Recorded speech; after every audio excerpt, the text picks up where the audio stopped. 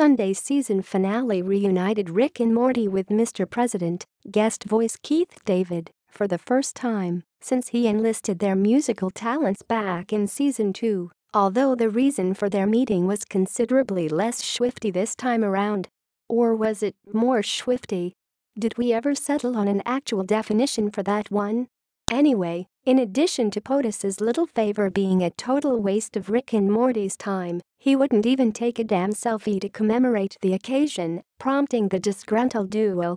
He treats us like Ghostbusters to ditch him in favor of playing virtual reality Minecraft at home. From this moment on, Rick and Morty were the roadrunner to Mr. President's Wile E. Coyote, beating him to the punch at every attempt to protect his country. Hell, they even brokered a permanent ceasefire between Israel and Palestine, thanks to some perspective-enhancing alien pheromones and the laid-back vibe of a Star Wars cantina, and let POTUS take all the credit. Their plan was apparently to give the president everything he ever wanted in exchange for him completely forgetting that they exist, but negotiations did not go smoothly, mostly because he still refused to take a damn selfie, resulting in the total destruction of the Oval Office, not to mention the senseless deaths of countless Secret Service agents. Meanwhile, Beth went through one of her classic existential crises after Summer informed her that she's become a different person since her divorce.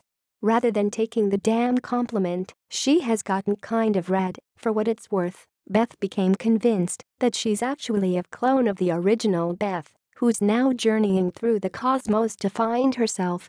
And her panicked phone call to Rick did little calm her fears. In fact, it made her paranoid that Rick was going to terminate her because she suddenly became self-aware. Beth's next stop was Jerry's crappy apartment, where her ex-husband helped her relive a pivotal, sweaty pond moment from their courtship.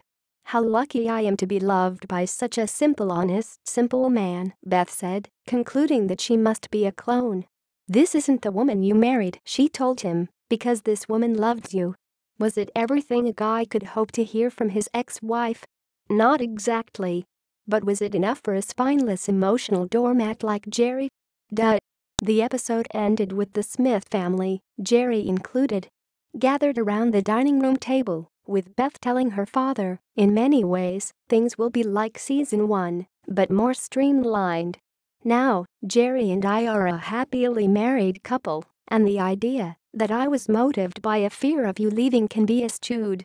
Beth's use of the word eschewed was enough to convince Summer that her mom is, in fact, a clone.